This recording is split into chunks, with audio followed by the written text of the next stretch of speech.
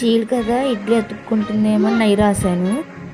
అవసరం లేదండి, చక్కగా వస్తాయి అతుక్కోకుండా. చాలా బాగుంది. ఇంతకుముందు పార్ట్ 1 పెట్టాను స్టీల్ ఇడ్లీ పాత్ర గురించి. పార్ట్ 2 అనమాట. చాలా బాగుంది, బాగా వస్తున్నాయి ఇడ్లీలు.